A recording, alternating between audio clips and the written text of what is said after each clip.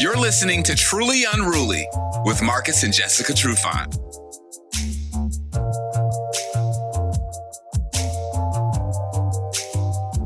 We were having a discussion before we turned the cameras on, and I just have one question. Marcus, back in the day when you and Jessica were first dating or early marriage, how many times did you have to pick her up and put her over your shoulder to get her out of situations?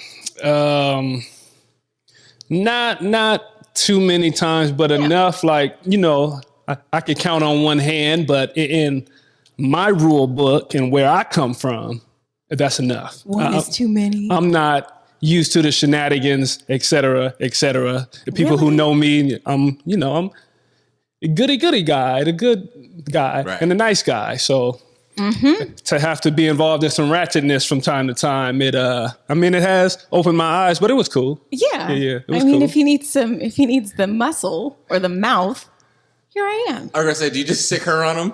It put her to work. Put her to work? Put her to work. Yeah. Okay, so it sounds like you guys had a pretty good week. Let's talk about that love language thing we talked about last week. Yes. Did your significant other speak your love language this week? Immediate laugh. Yes. What do you think? Do you want to see the ratchet or the calm? No, I think we're good. I've as we go down this thing called marriage and it's ups and downs and things happen and different. What are you trying to say? I don't know what I'm trying to say, but I'm saying It's like yes or no. But in my book, having it met, yes, I love that, of course, but it's not always going to be that way. So sometimes I lower the bar just a little bit when I know things ain't 100% right. And you know what I'm saying? Like that? Yeah. So What are you? What? No, really. What are you saying? So you know what I'm saying? I know I wanted to hit a home run every time, right? Right. But sometimes I got to deal with the base hits, right? I got to deal with those. At least longevity and consistency. Nobody's always hitting home runs, so you got to take those base hits. That's that. You got to celebrate the victories. Celebrate the small victories. You know what I'm saying? Take your wins when you. I'm gonna stop now. I think you need to stop. So, there's no more. Small victories. VICTO are nothing.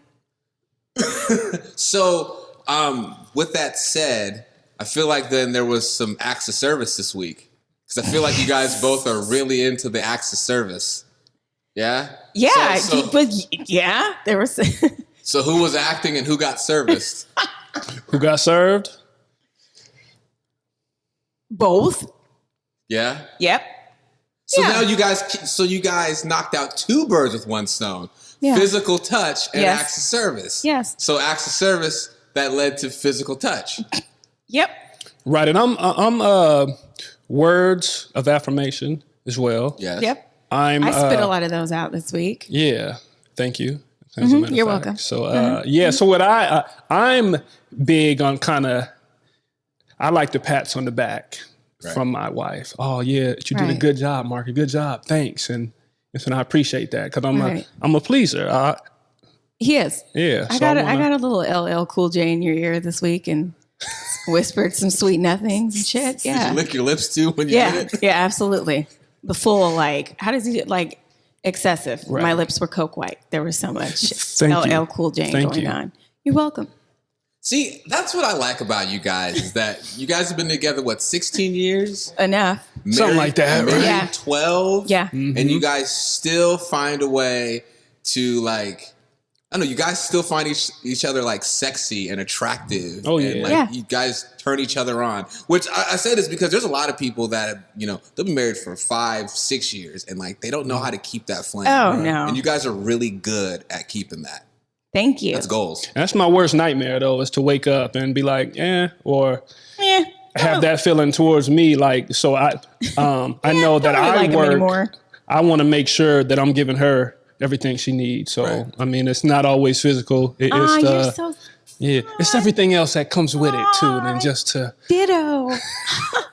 Shall I cry? She's making fun of me, but, I've been working on it all, speaking my feelings, letting it be known, etc. Because going back, I don't really come from that. I didn't really have that training, as I wasn't that type of guy. Is everything, keep everything evenly keeled. Everything was sports, not too high, not too low. And I could have done your whole line. Not too high, not too low. Keep it like literally that's his thing. Yeah. Not too high, not too low. He's always even keeled. And sometimes I need a high. I need you to get pumped, get crunk. Every kid that we had, yay, here's your baby. He's like, all right, right on. And I'm like, dude. But inside, does that ever mess with you though in your head? Like, or do you just compartmentalize everything? Yeah, because you seem like you have a very interesting way of thinking, Marcus. Like how you like. Well, thanks, Kel. I appreciate it. Right, yeah. I know. What are you getting at, Kel? Right. But everything has its place. It has its space, and it's dealt with accordingly. Yes. Which, on the outside, like, dude, you're a way better man than me because you just like you keep it together so well. But like. Does that in your head at all? Like, do you ever have moments where you just want to go outside and just scream at the top of your lungs? Absolutely. Absolutely. I have those. And every blue moon, you do?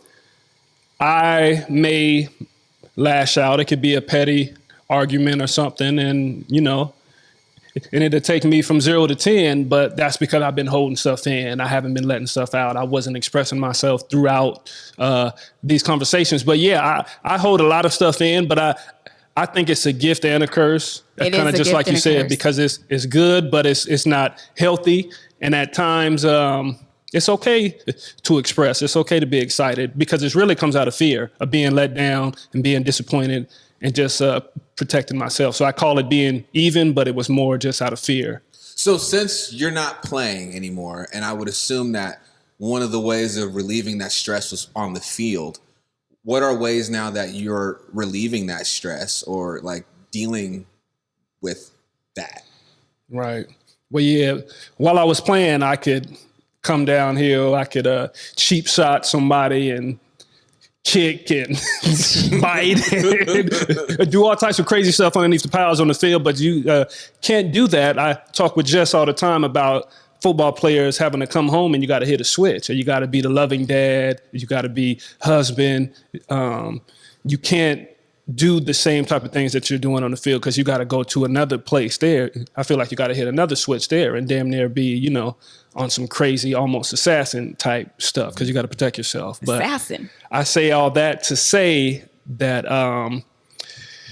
I work out, man. I do stuff. We do some kickboxing classes. We do a lot of outdoorsy stuff. We're Black people that snowboard and hike and do all types of water stuff. So just being non-Black things, doing stuff to keep me active, and I get highs and releases from different stuff now, business and my foundation and my kids and my wife. So it's just different.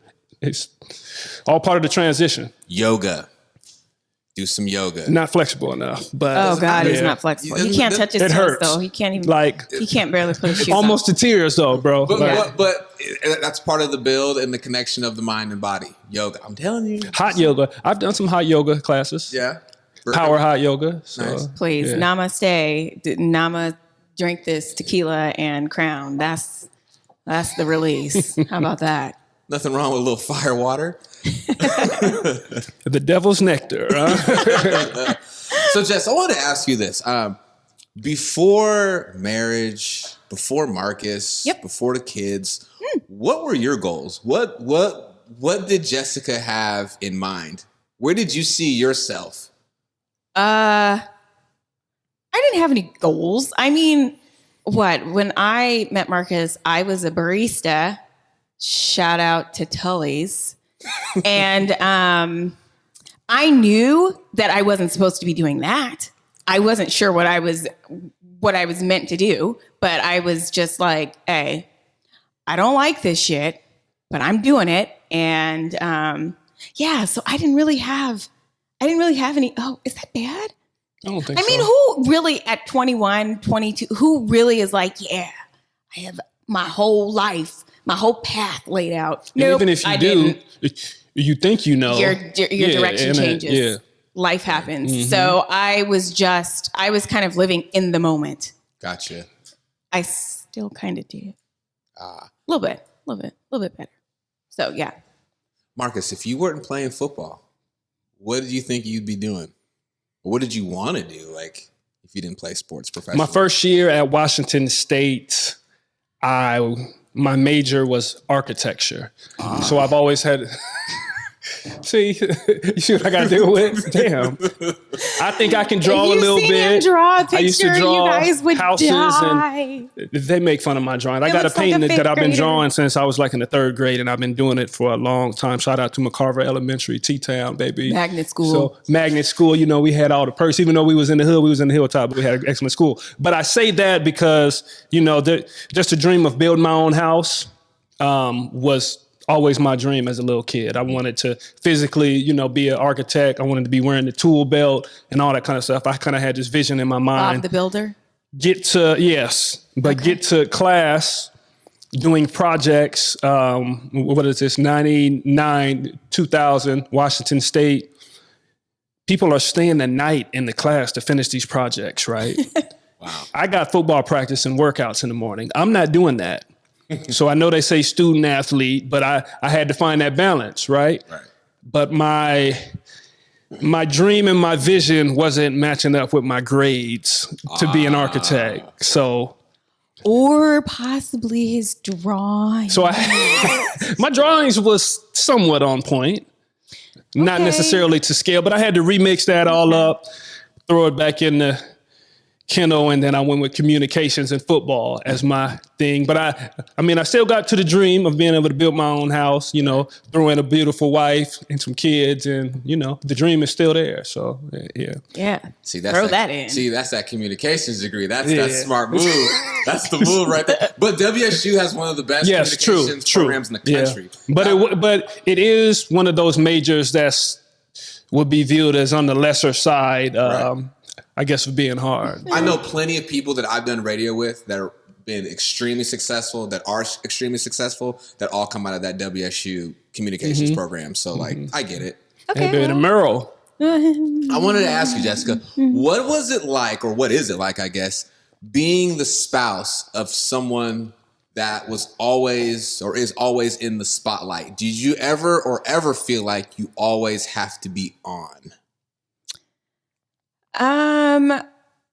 No, I personally didn't feel like I always had to be on because we had a bunch of kids. So it was kind of letting him be in the spotlight and I'm running around chasing these crying ass kids and breastfeeding and doing all those things. So I wasn't really on. I didn't really have to be on.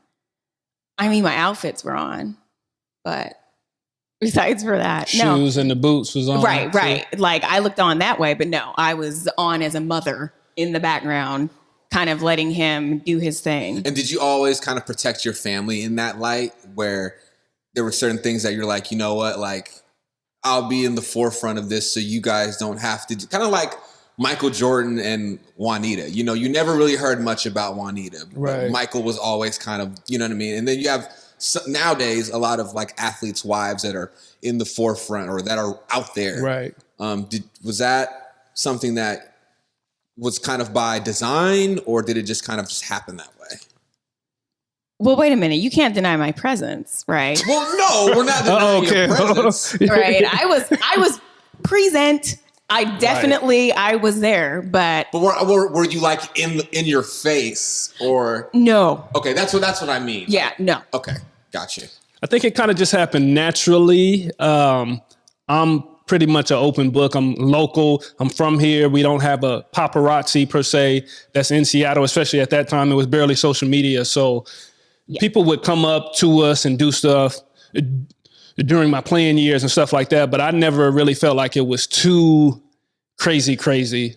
I know at times we would be out at dinner and we would be holding the kids in each hands and people would still ask for autographs and stuff like that. That's the kind of some of the worst stuff, but nothing too crazy would happen. But I was okay with people coming up to me. I never wanted to be known as the athlete guy, that's the asshole and don't want to talk to nobody. Right. I mean, it just wasn't my style. Right. It ain't in my spirit. So, right. Now, me on the other hand, I'm like, if y'all don't back up right now, he has his kid.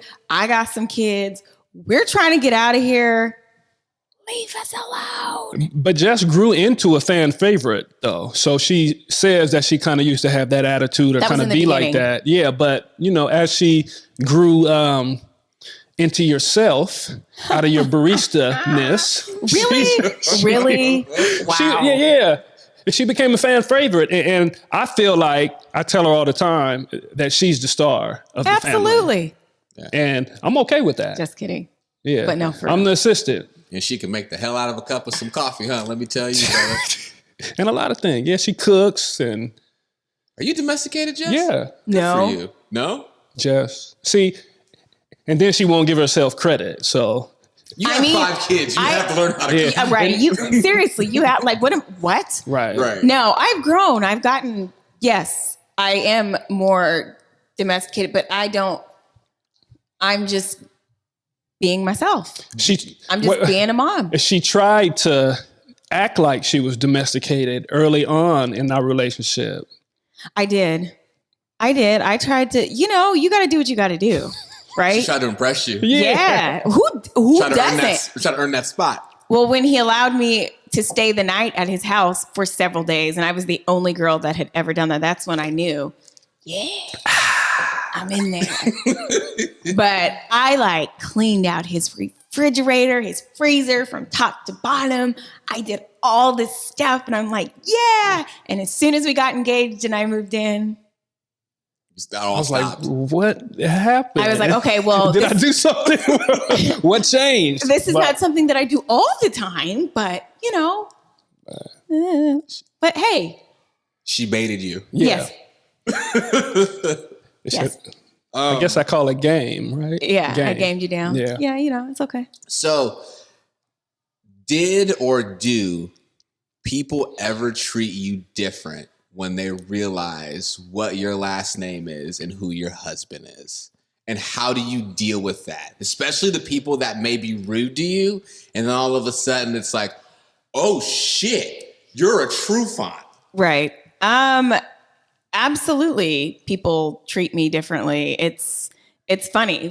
For the most part, even Marcus being an athlete, if he wasn't an athlete, a lot of the time he would just be another Black man walking around here. And we have had experiences where he has been treated as such, or we have, until they realize who he is. So of course, for me, the Black girl walking around here, it's like, oh, hey, how you doing? And then it's Trufant. Oh, you're Marcus Trufant's wife. Oh my God, come in. Hey girl, do you want to have lunch?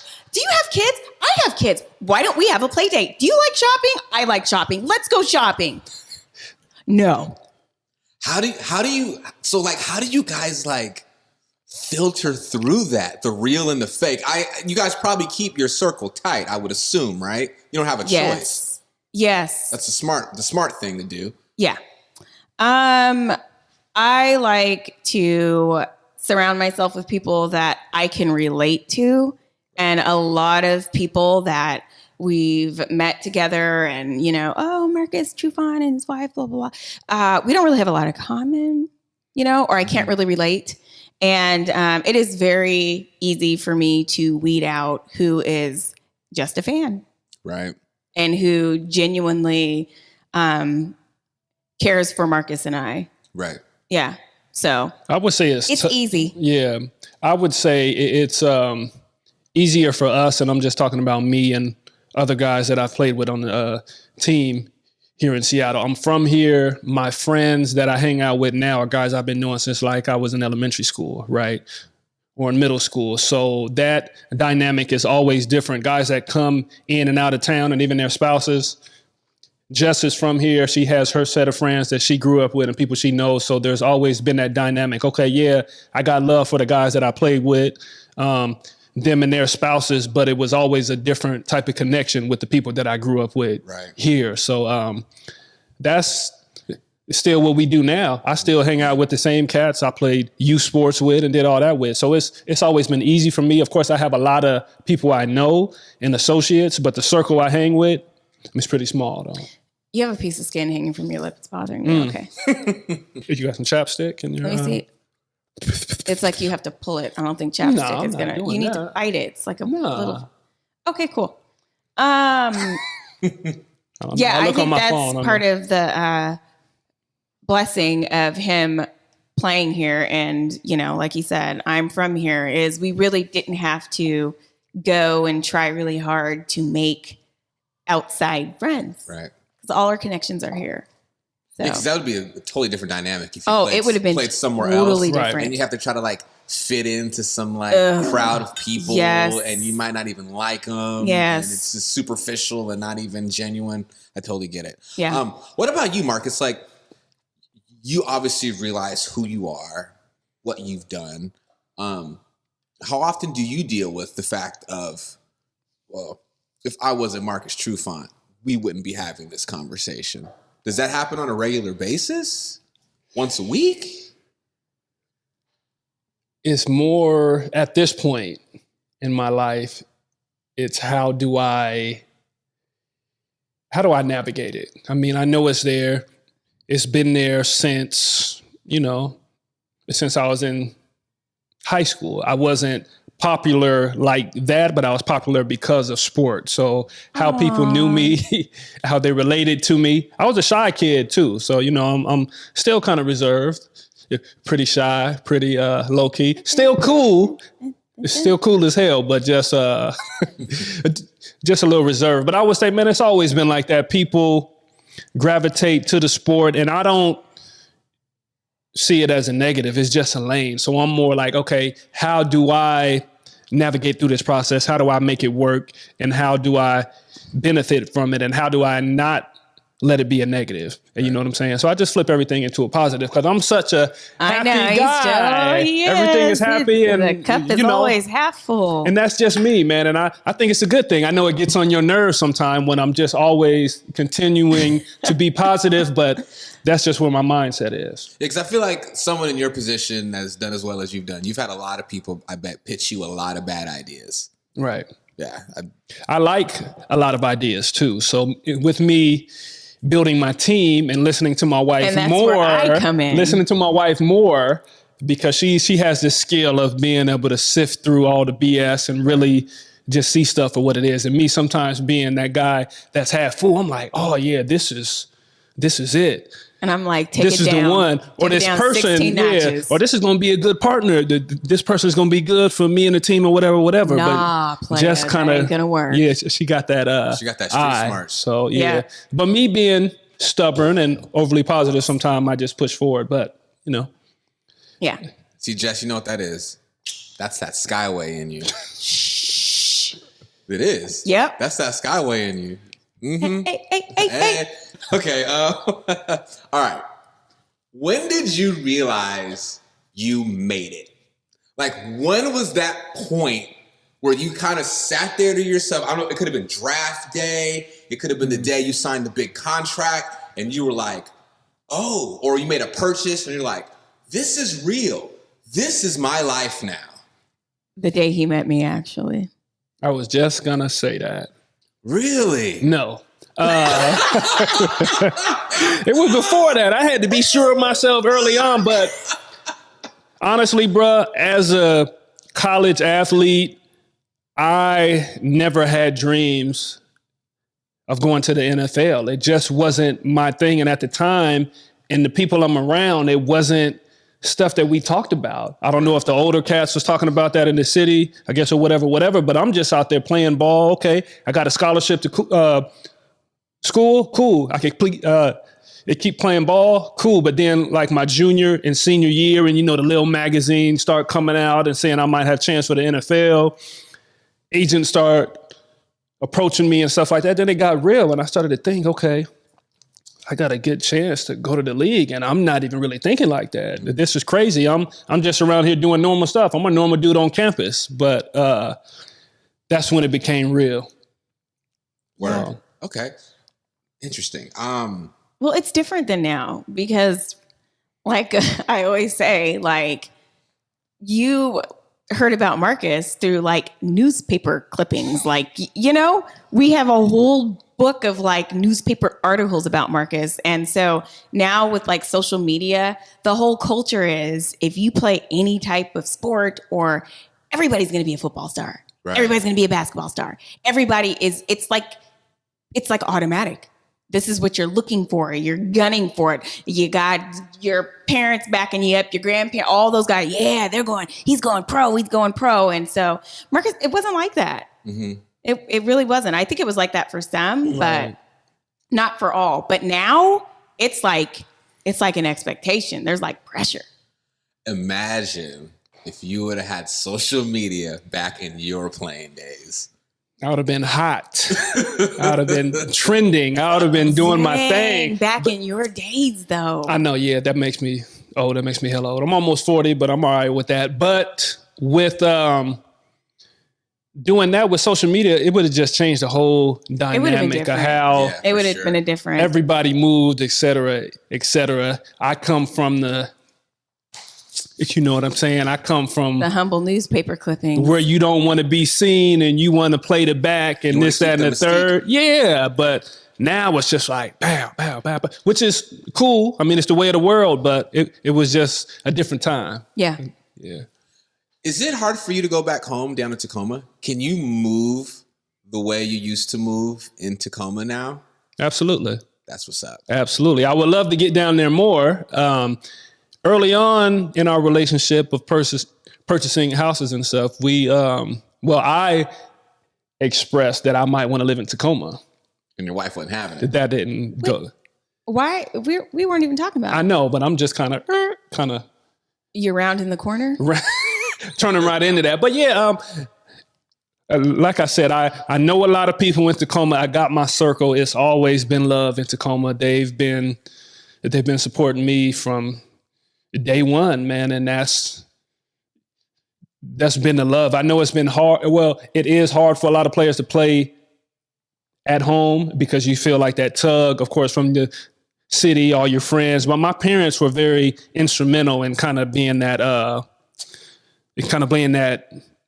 guard or that goalie because they kind of kept everybody at bay, like stuff that could harm me, people asking for money and people trying to get stuff and do this, that, and the third. My parents are right there kind of like, so. That's good. Mm-hmm. That's good. I know you have this amazing wife that's by your side and has been by your side. So this next question might be kind of stupid, but is it lonely being an elite athlete on top? Is it hard for people to relate to you or you to relate to other people because of this level that you've always been on, essentially? Or, you have your very, very supportive wife next to you, so it makes that ride a lot easier?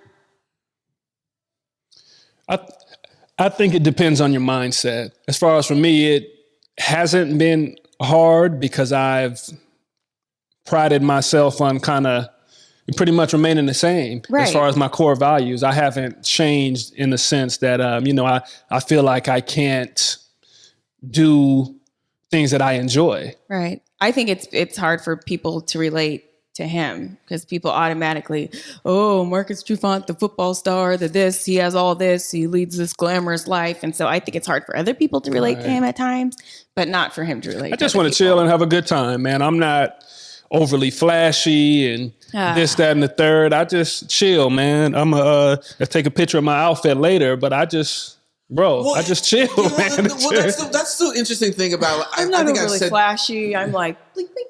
I said this before about you guys is like when I first met you guys, and I've met plenty of athletes, so like I see through the bullshit, but like you guys are so damn normal. That's like when I first met you and I was just like, oh, what's good, bro? Like, yeah. Okay. All right, Negro, you play football. That's great. I was like, oh, man, it's a black dude at the radio station? What's up, bro? I was like, he sounds black. Yeah, that's really funny because I remember that. You're like, wait, it's black dude. I'm like, hey. I was like, all right. I know, right? Well, shoot. But yeah, man, just being normal, man. And I know for me, I think that comes from my parents, man, and just how we grew up. It was never a moment where I felt like they was out of pocket or they did anything. So I'm just modeling kind of their behavior, man, and what they did. And that's just how I grew up. So when did you guys as kids realize that your family is different? Now, I know the younger ones may not have picked up on it, but especially like your oldest, like when did she realize like, damn, like we're not a normal family. Like we're a different family and we move different.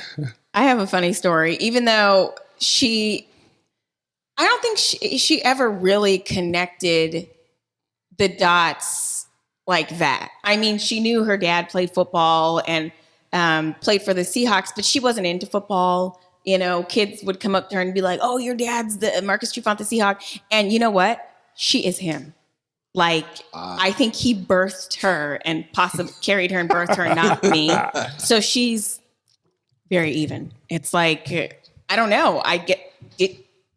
I don't think she was very affected by it. But when they would have Spirit Week at school, and it was like Seahawk Week, and I have pictures. She would wear her little jersey, and she literally went to school 2 years or 3 years in a row on Seahawk Day and wore his helmet all day in class. Oh, that is pretty funny. And I still don't really think that she thought anything of it. She just thought, this is my dad's helmet. He plays football. I'm going to wear it to school. Tiny girl, big ass helmet. It's pretty funny. Yeah.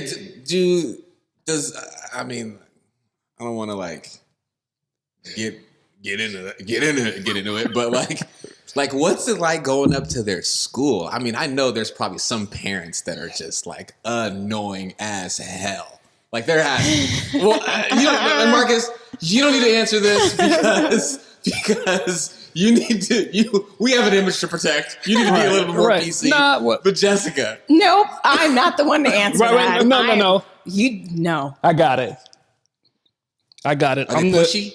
I'm the same guy that I've been since I was a little boy, even though I talk more now just because I'm more comfortable with myself and in my own skin. But dealing with people and talking to people, I enjoy it to a certain point. I don't get upset. I know a lot of athletes are maybe because they're overwhelmed, et cetera, with the social media and the new way of thing, like you don't have any privacy. But now, in the position I'm in, I enjoy talking to fans or people that may be a Marcus Trufant, the Seattle Seahawks player fan, and who may be excited about that. I get joy out of that, and that's cool to me. So I spend the time. I may come up and they may be shocked because I may look a little bummy or a little rough. I might be wearing a do-rag. At times I can wear a do-rag for 48 hours. It don't bother me. The girls do not want him to get out of the car.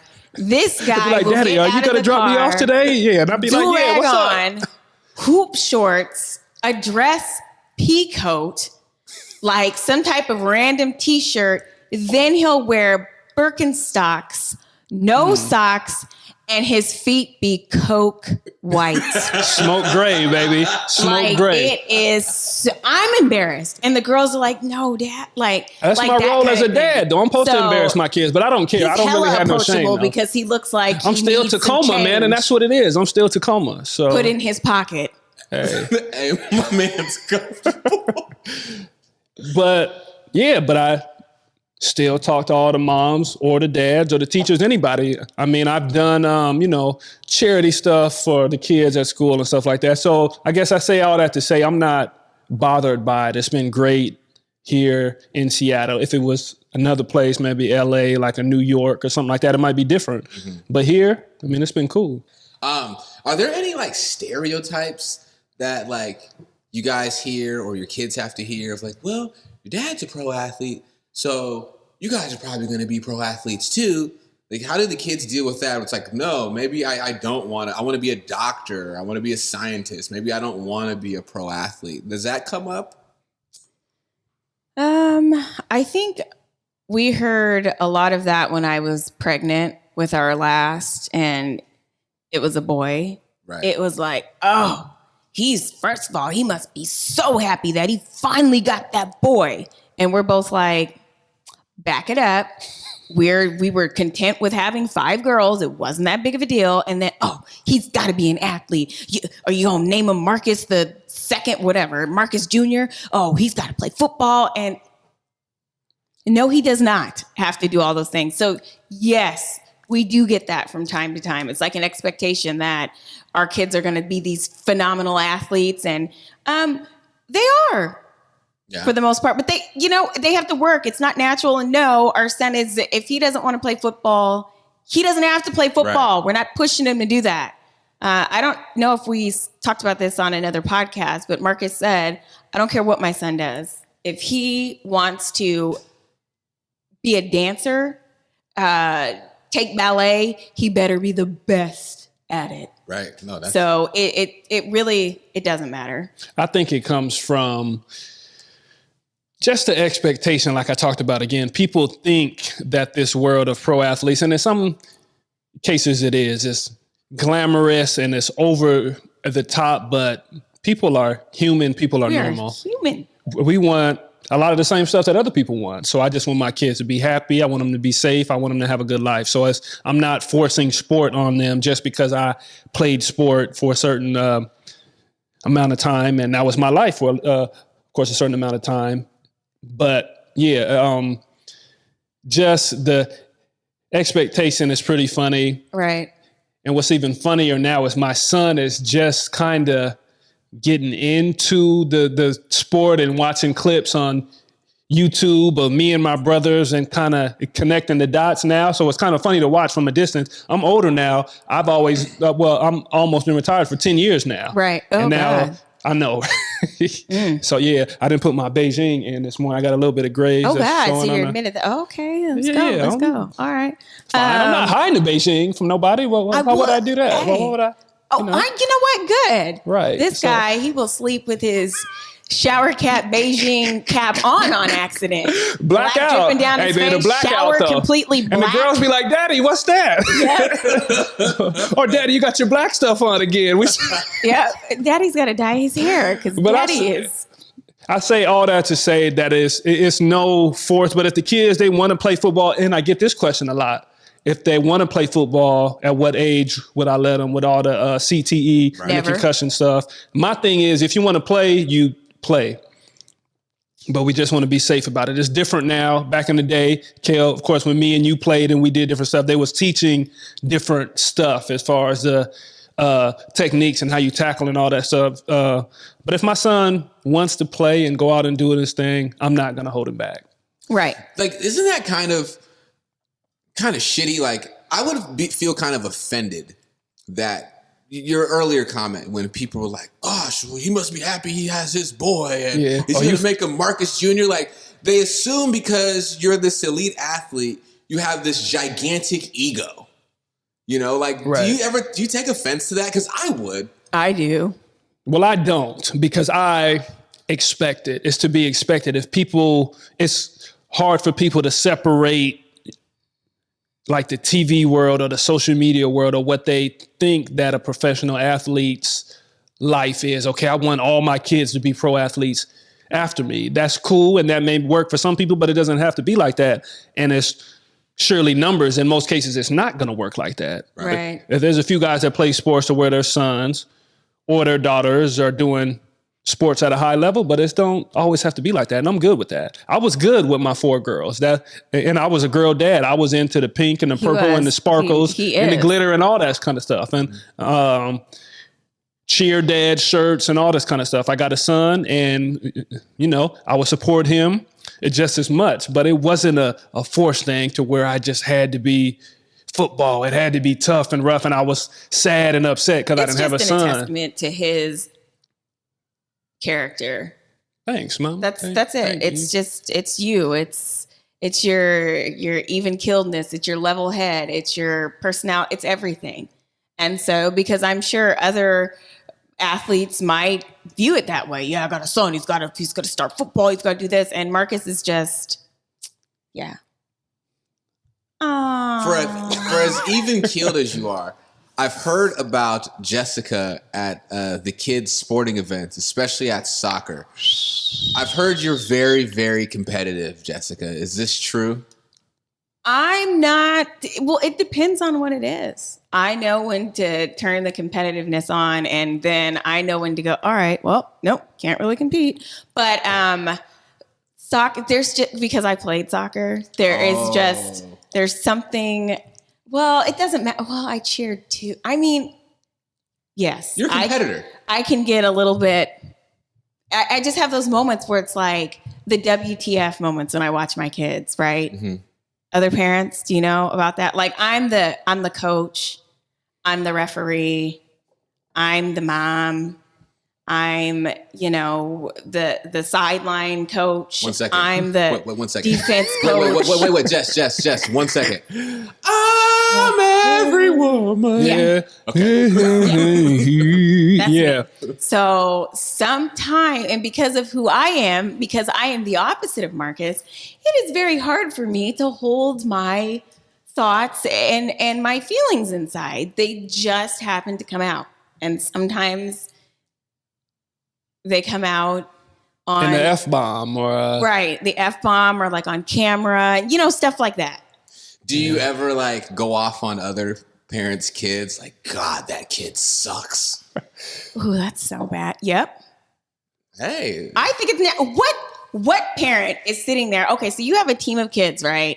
And every kid is like playing their part, and then there's that one kid that is like just really ruining everything, like shooting at they're scoring for their own team and stuff like, and they're doing it over and over again every week. The common sense hasn't kicked in. Right. It would be one thing if they were like progressing weekly.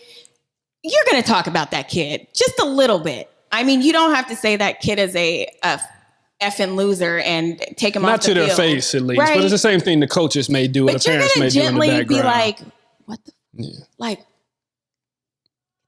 get the kid. Like that kind of stuff. A gentle nudge. Just gentle. It's like, all right. Maybe you're not ready right now. Come back. But has there ever been like that kid that has just completely stunk up the place, but like their parent is like very friendly with you?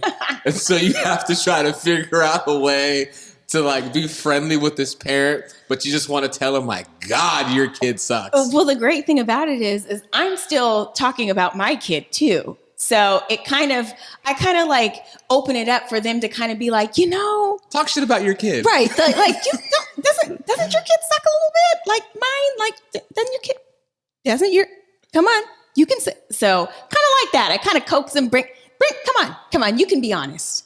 I'm being honest about my kid. She's being a little shit out there right now. How about yours? Sting.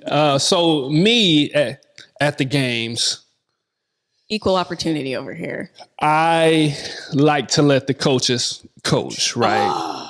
Because I know the rules. I haven't been a coach per se, but I know what coaches go through, especially in youth sports. Every parent on the sideline thinks they know best for everything that's going on the field. So I'm sensitive to that. I'm very sensitive to that, as a matter of fact. So I'm kind of like the cleanup man for Jess, but at the same time, I'm kind of on eggshells because I can't be like, just relax a little bit, because then don't tell me to relax. Yeah, because then everything's coming my way, and I'm like, I'm trying to defend and go through all this stuff, and I just want to watch the game. I want to be supportive for our kids, and it can get a little. Well, it's hard testy. When the coach isn't saying anything, and our daughter is just, hypothetically speaking, she's literally running down towards our goal to Hypothetically, yeah. So like, it's a hypothetical situation. She's running down to shoot at our goal, and Marcus is just sitting there like, oh, well, she'll learn. I'm like, hey, what are you doing? What the fuck is she? What is she doing? I'm like, whoa. Coach, somebody, anybody. I'm like pointing at my kid. Players can hear, like they hear, and the kids be looking over of course, they always look over when they do something good, but like if something like you can see the glare. So she's running back the other way, and I'm all looking about at her the poker like, face and all about the positivity. I'm like, what are you doing? What are you doing? And then they're like, yeah. So I almost shouldn't be allowed, but hey. But Jess, have you ever thought too of what your daughter careful, may Kel. have to endure? I know, right? Be careful. Tread lightly. I got you. I'm treading lightly. But no, seriously, like, have you ever thought of what maybe your daughter has to endure later from her teammates? Be like, yo, your mom was bugging. Like, No. What? Maybe we should bring your daughter on an episode and ask her, like, what does she have? What is it? We should, because that would be fun. No, that might. Well, no, like, I want to know from her That point of might view, backfire. like, what does she have to deal with from her mom who's on the sideline? Well, a lot of the time she's not really paying attention when I'm yelling, but sometimes when I'm able, parents, when you're able to catch your kid and make eye contact with, that's like the greatest feel. I'm like, come look over here. And so then when she looks over, I'm like, right. But it doesn't happen all the time. I don't think her friends think, her teammates think. Has there ever been a time where? And now we have to wear masks, so you really can't. I'm really muffled now. But has there ever been a time like maybe she's running down the sideline and you're right there, and you just real quick whisper like, "What the fuck are you doing?" Yeah. Okay. Yeah. I'll be like, come here. I shouldn't be doing that either. I'm kind of like, hey, right. hey. And Marcus is like, hey. And I'm like, I just want to tell her, just pivot that way next time. You know, that because kind of my stuff. thing in my I'm only mind, trying to help. Parents that do that, and I'm grouping you in a group of parents that ain't shit at games. You have to let the coaches coach, right? Because you're doing nothing but confusing them when you're throwing a bunch of, just throwing a bunch of orders and different stuff. The kids are already trying to do this. They're trying to figure it out. So what I coach and push is effort, hustle, and that's really it. All the technique stuff. How far is that going to get you? Well, you got to let the coaches coach. If I want to coach my daughter, sometimes they're not really coaching, especially younger. I'll sign up and be a coach if I want to be a coach. But if I'm not a coach, it's all about the hustle and effort, and you go as hard as you can, and you try, and you don't let your team down. And that's just where I'm at. I get everything. So the combination of us both is going to... What he's saying is he has a level of respect for the coaches that I don't have. That's pretty much is what and everybody you're saying. don't have that skill, though. And that's okay. But because Jess isn't the only one in other sports. I see it in football. I see it in basketball. Oh, it's everything. Yeah. Everybody sees those parents that if they would run out on the court or on the field, and grab their kid and kind of be pointing and kind of showing them what to do. But that's what the coach is for. Right. And so we're not coaching. We're there to support and encourage. They don't do it aggressive enough. Hey, we can't control everything. I know that's one of our things. I mean, there was one coach that had to apologize to the kids and the parents via email because he went psychotic on a bunch of, what were they, 8-year-olds at the time? 7-year-olds? Like he went psycho during a game. During a game. So he had to send out a letter of apology. But... sports is like life. If you're going to meet different people that act a certain way, you got to be able to react and relate. Like if a coach is totally out of pocket, that's one thing. But hard coaching, I will never be against. I feel like totally out of pocket. Well, like, I mean, if they're calling the players out their name or doing something crazy like that. Okay. Yeah, but hard, stern coaching, I think, can be a good thing. Coaches are human. Have you ever been approached by like the referee at one of your kids' sports? Or like, hey, ma'am, can you kind of calm it down some? Not yet. Not yet? I'm good. That's good. No, that's really good. If you keep it together like that, that's good. Because I remember growing up, at basketball games, man, I seen parents get called out and walked out. Police show up. Yes. At a CYO basketball game in like 8th grade. I done seen referees chased around a gym by a parent. I guess only in Tacoma, but that's just no, I haven't gone that far, and it's pretty much mostly comments to Marcus or to a parent next to me that I know is going to talk shit about their kid too and other kids. So that's when. But you've never just like belted out. Yeah. Just like, what the? Like, just screaming. Yeah, but I haven't gotten in trouble for it yet. Well, actually, the coaches have kind of been like, hey, parents, just, not trying to maybe broad statements, but we know who they're... Right, but hey, parents, can y'all pretty much just shut up?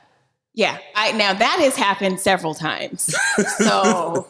And I know it's a direct attack on me. And I know it too, but I can't really say nothing about it. I just gotta let it happen. I'm passionate. I know. Hey. Like you said, I'm emotional. Yeah, and that's cool. Everybody's different, and I'm. You love hard. Good one. Bro, I got you, dog. Yeah. You know good I looking. got you, Good looking. Tag team back again. All right, go ahead. Just saying, man. I've been in the same position before. I know. Let me call one of my friends. I'm excited to see when your kids start playing high school sports, when it starts getting way competitive, when they start, you got to try out, because she is going to be that mom in the bleachers. Why aren't you starting my kid? Are you that mom? Yeah. Yeah? Yeah, I can be. When you know your kid is obviously better than the kid that is starting above your kid, and you're like, come on, like, what are we doing here? I think every parent is like that, except for I just say it out loud and they keep it to themselves. And I'm like, you know what? They should be starting my kid and they should be pulling that one right there out. But yeah, so high school, I might not even be allowed to go to the game, so it doesn't matter. I get it. There is times that you do have to step in. The time I did step in, and like the only time... Did I force you? No. Because sometimes I'm like, Marcus, say something. I was like, if other... how do I say it without kind of calling out everybody and getting people in trouble? So like the situation, if other players on the team may be doing kind of what Jessica is doing from the sideline and doing it kind of quiet, I guess in a bubble, but if there's other like bullying type of tactics that may be going on that kind of within the team, maybe with some older kids or whatever towards my kid, and the coach isn't addressing it, I know it's not necessarily my position to do that during the game, but I walked into a gym and I pulled all the coaches in. I was like, I need to talk to you, and you, and kind of tell you and give you a little bit of my perspective. And they about face real quick, dude. In the most gentlemanly way that I could. So you know what I'm saying? I'm like, yeah, so we need to, so that's what I say. So like,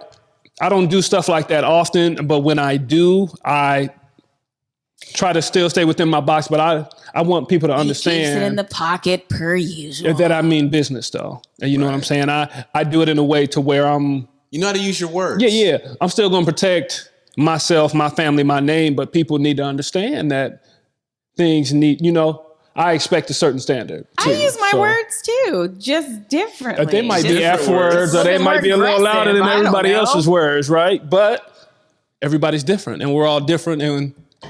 Right. And that works. So. It works. Yeah. It works. So. Give me your hand again. Oh, man. Let's, no. We're supposed just to, hold it. This is why I love you guys as family. Truly Unruly episode. This is episode 5, right?